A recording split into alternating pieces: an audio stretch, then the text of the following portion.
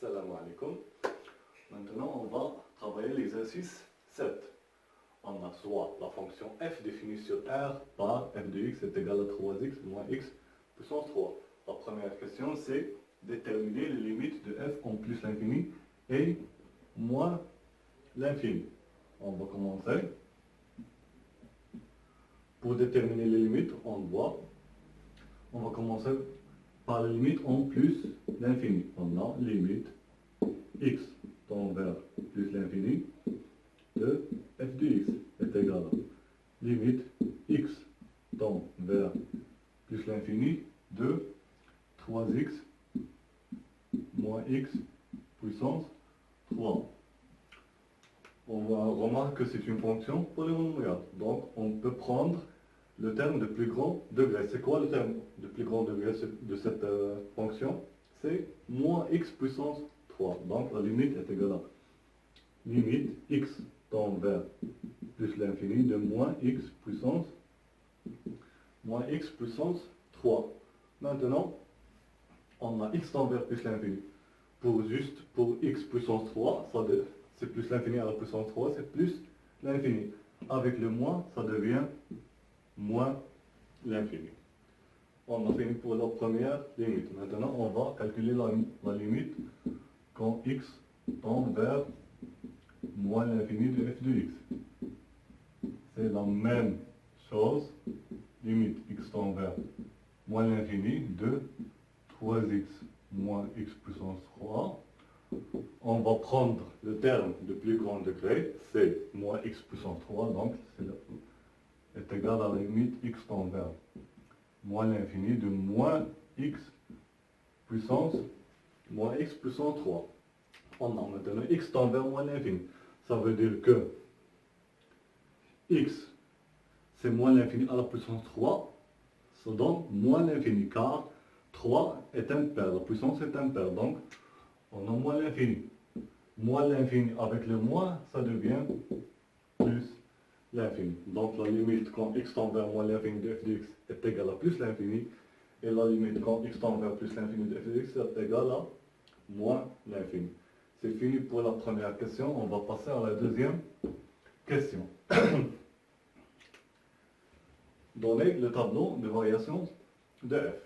Donc pour étudier les variations de f, on a besoin de la fonction dérivée f'. Donc, on doit calculer f' de x. Pour calculer f' de x, on doit étudier la dérivabilité. On a f, c'est une fonction polynomiale. Donc, elle est dérivable sur R. On a f est dérivable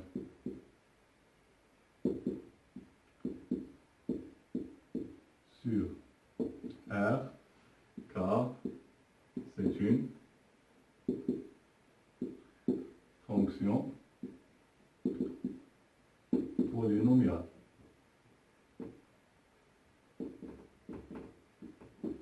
C'est une fonction polynomiale. Bon, maintenant, on va passer à f' de x. Alors, d'où, pour tout x appartient à R, f' de x est égal f' de x est égal à 3x moins x. 3x, la dérivée de 3x, c'est 3.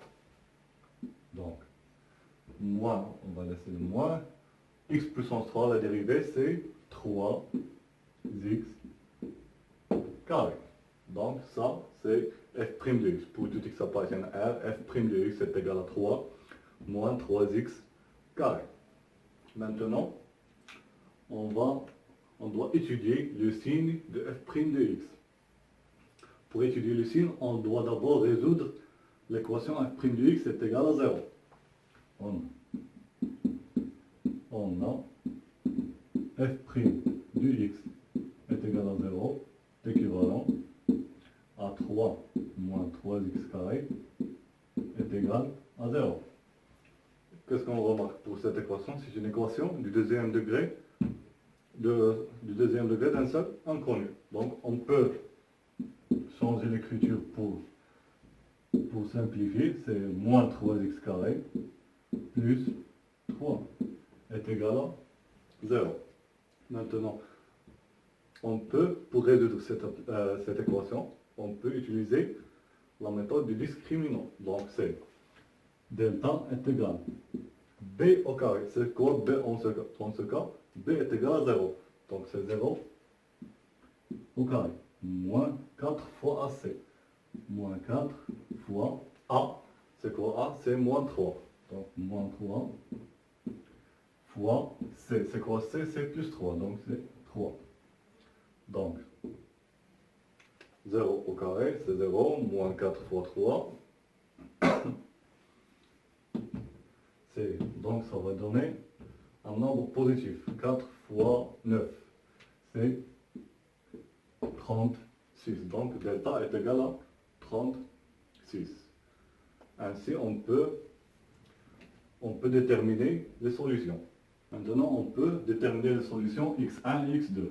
On a x1 est égal à, c'est moins b c'est 0, donc c'est 0, moins la racine de delta, racine de 36, c'est 6, sur 2a. 2a, c'est 2 fois moins 3. Donc, c'est moins 6 sur moins 6. C'est égal à 1. Maintenant, pour x2. x2, c'est 0 plus 6 sur 2 fois moins 3. C'est égal à 6 sur moins 6, c'est égal à moins 1. Donc, voici les deux solutions de l'équation f' de x est égal à 0, c'est 1 et moins 1. Maintenant, on passe au signe de f' de x. Donc, on va faire le tableau de variation avec le signe.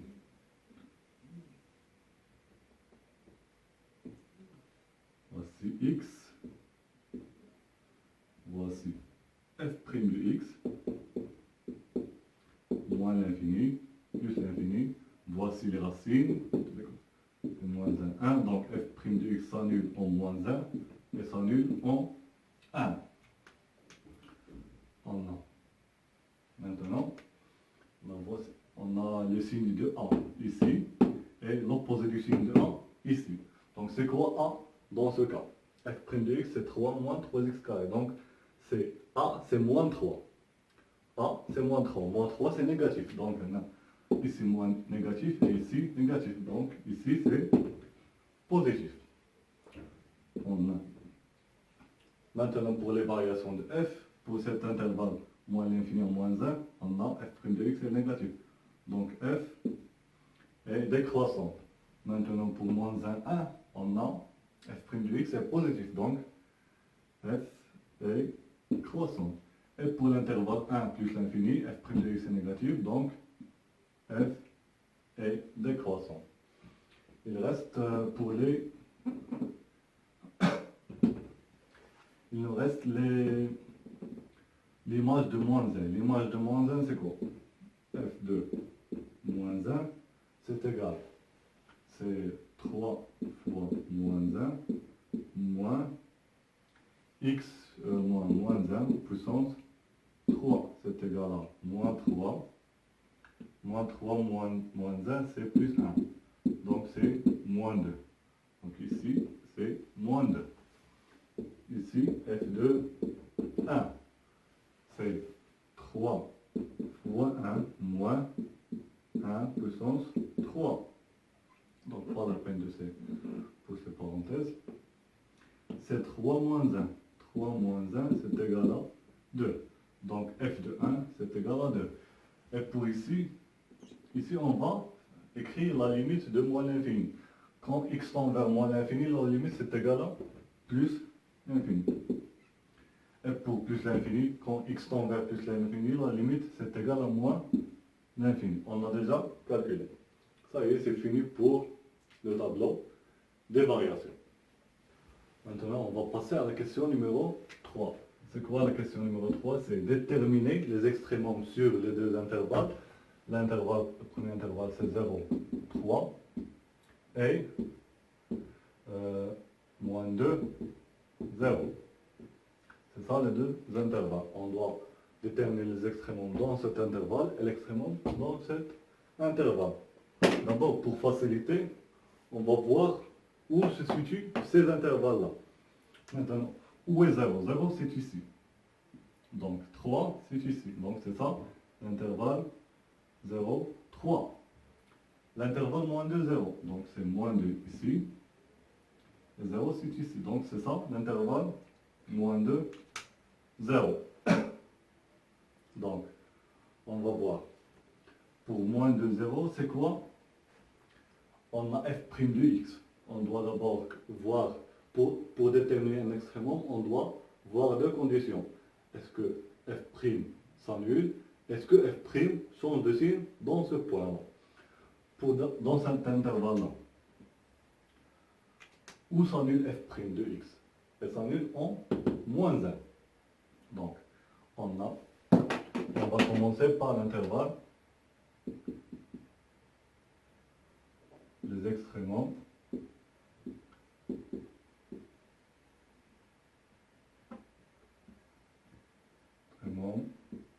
De moins 2, 0.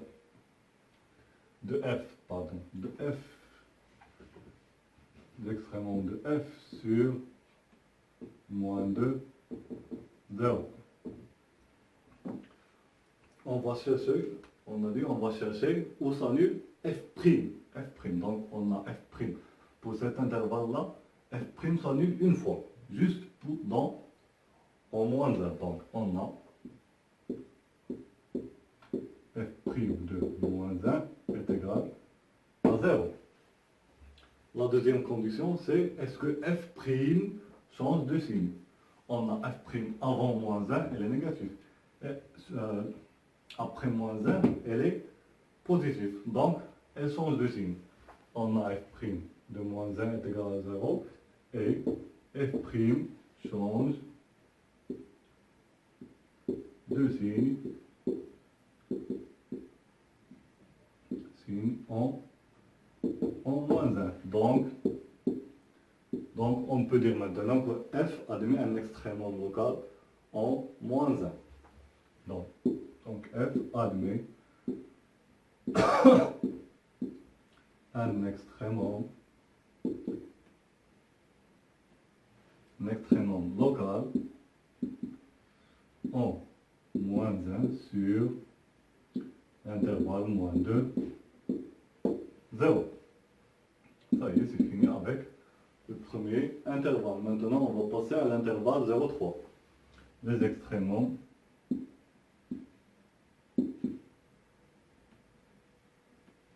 de f sur 0, 3. Maintenant, on va voir l'intervalle 0,3. De 0 à 3. Où f' s'annule dans l'intervalle 0,3. Donc, ici, f' s'annule en un seul point, c'est 1. Donc, on a f' de 1 est égal à 0. Maintenant, pour la deuxième condition, est-ce que f' change de signe en 1? On a avant 1, f' il était positif. Après 1, f' devient négatif. Donc, c'est vrai, f' change de signe. Et f' change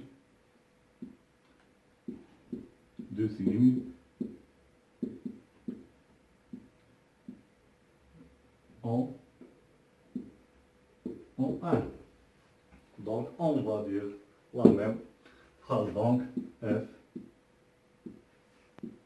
f admet un